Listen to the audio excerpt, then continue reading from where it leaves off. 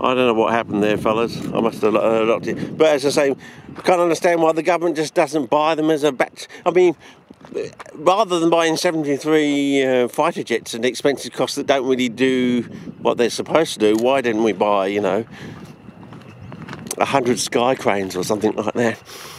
And not loan them, actually buy them, actually have them paid for and built. Because do we need it in the most bushfire-prone country on the planet? I would think so. Do we realise how important they really are? The fact that they may sit there for half the year doing nothing doesn't... I mean, they can be maintained. I mean, someone can have a job actually just maintaining them for 6 months, ready for the season. And, you know, isn't that a really good, important job, well worth having?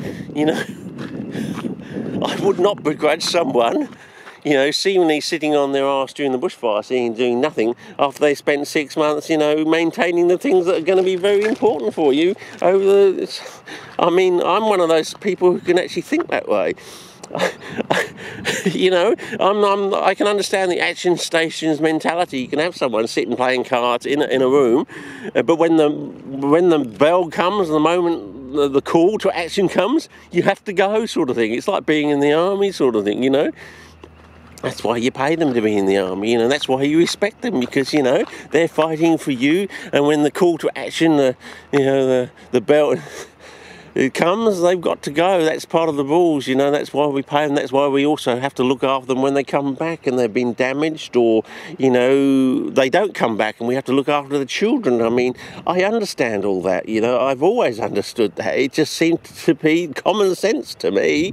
But then again, you know, when you have a high IQ, these things do just seem so easy and common sense to one. It's the enacting, trying to get these things to happen and to be, sort of thing, you know, rather than everyone's trying to let it be or something, rather than actually doing stuff, you know. They're always complaining, they're always, you know, trying to get out of things rather than doing things for the betterment of humanity and humankind, sort of thing. I mean, maybe when we can actually put some device in someone's head and you can see how other people imagine the future, suddenly you'll just be so blown away by how other people can actually imagine the future. I mean, can you imagine if you'd stuck one of these devices on one of the Beatles? You'd seen where they'd come from and where they were going to, their imagination. Can you imagine sticking, you know, a headset like that on John Lennon or something like that? Can you imagine all the... maybe it would be a laughable situation where, you know, it would be sort of when you get to see how an icon person like that really gets to think, you might be falling off the edge of your chair. It's not the way you would expect or think that person would be thinking, and maybe that's why they are that sort of person, because there's a total disconnect between the way they are in public and the way they actually think in their mind, sort of thing. And that was the difference. That was the bit that got them over the edge, sort of thing, you know. That was the thing that made them and you not them. You not you, I don't know. I'm just waxing lyrical here, but yeah, I think you understand what I mean. Hopefully you do, but, you know, I reckon that will be the real revolution, is when we can stick something on someone's head and see how other people see the world, how they think, and the fact that we can actually record that in high definition and have it passed down through the generations. And then we're going to get a shocker when we stick them on animals, and when we start sticking them on insects and things like that, and we suddenly find that maybe some of these small creatures probably...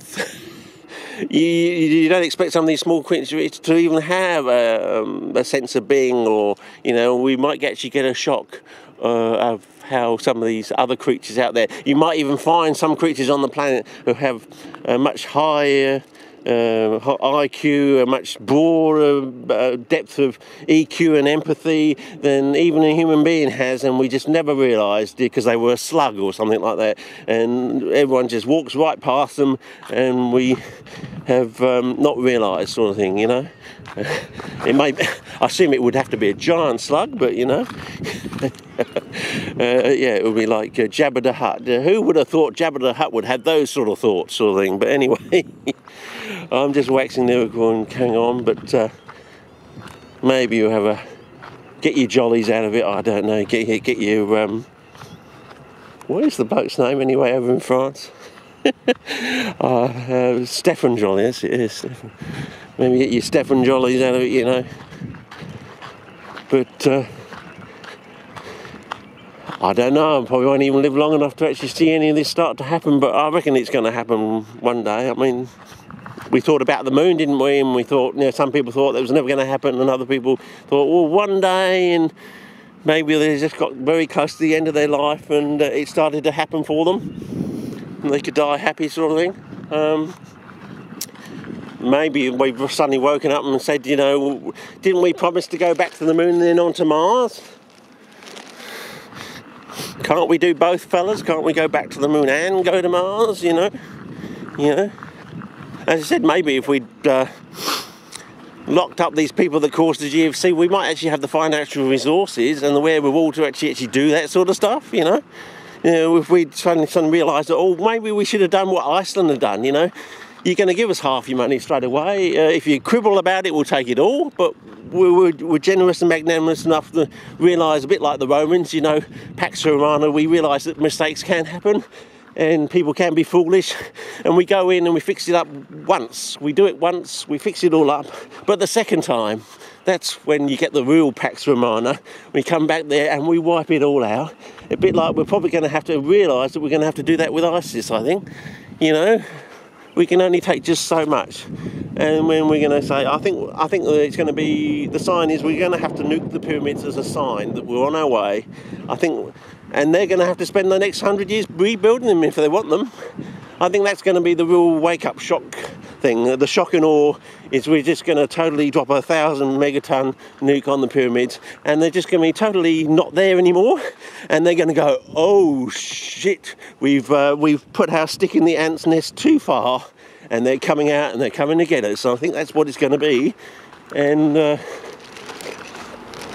you know, if you gave me 1,000 megaton nuke, I would have no qualms of dropping it. You know, the way, you know, between me and IDSU, we have two ways of looking at it. We either give them 6 months, anyone who wants to get out can, or we help them get out, and after that we just go nuke, nuke, nuke, nuke, nuke, nuke, nuke, nuke, nuke, and maybe even scatter some stuff there so that no one can go back there for 1,000 years. If you want to go back there, you die, basically, and that's your caliphate sort of thing. If you want it to know is to die sort of thing, and extinction is forever, that's one way, but Auntie Sue thinks the other way. She thinks you should just ring fence it, and just, you know, and then go to renewables, and once we go to renewables, there will be no draw on the oil, and you'll just have a desert with nothing you can sell on anything, and that will be it. I don't know which is the better idea. You know, I know everyone likes a bit of shock and awe, but I'm thinking maybe Auntie Sue is right. You know, but I think we're basically going to go to the Chinese and say, you know, we want to go to renewables. We want to go to renewables faster. We think you can help us do it, and maybe we can shake hands and be friends about it, you know. We both realise that ISIS is a problem, and we respect that you can actually go back 7,000 years and actually read something that someone in your culture wrote 7,000 years ago. I know you have a hard time about deciphering it because the language back then was not the same as it is now, but at least you have the opportunity to do that because someone was smart enough and wise enough back then to be doing those sort of things. And this has gone on to about 8 minutes, but bit of a bullshit rant, but someone will get some enjoyment out of it. But as I said, if you gave me 1,000 megaton nuke, you know, I would have no qualms about dropping it, I would think. Some of the things I've seen online that these people do, I don't even think they deserve to have grandchildren, I think, really. You know, they don't even, you know, it's like that bit in the Viking movie, you know, when Tony Curtis, you know, he's going on there grumbling about Tony Curtis, and he shows them his missing hand because he tried to give the bloke a sword, and they said, oh, that's just too much. You mean you tried to give him his sword and he cut your bloody hand off? It's all like, oh, we're just going to go over there and wipe them out, mate. I think that's what it is. I think we got to the stage where, you know, we've had enough of this 13th century mumbo jumbo sort of thing, and the little nasty little things you're doing, drowning people in cages, blowing their heads off with, you know, det cord and all that. I think we've just had enough, mate. I think we got to the stage where you just don't deserve to even exist on the planet, and I think we're going to get to the stage where we're all going to shake hands and we're just going to wipe you out. It's all over Red Rover sort of thing. Yeah, and oh, by the way, we've got some really nasty weapons we've been wanting to try out for years, but we thought they were too nasty. Well, we think you deserve, we think you're it, basically. You know, Alexander the Great has sort of made his decision. He sort of said, yep, you're it, mate. We thought we'd never have to or want to use these things, but we've changed our minds. You've made us change our minds, and we're coming to get you, sort of thing. You better be very scared, because you're not going to be around for very much longer. So yeah, I think that's the way it's going to go down, fellas. You're it, basically, and yeah, there's no good playing hide and seek anymore. We're coming to get you. Anyway.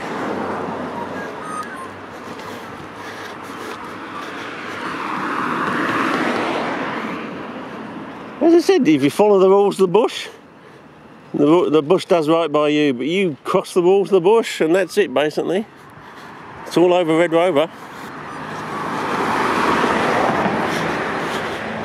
I think that is the message from the bush, isn't it? It's very messy, but we get used to that, you know. Anyway, over and out. See ya.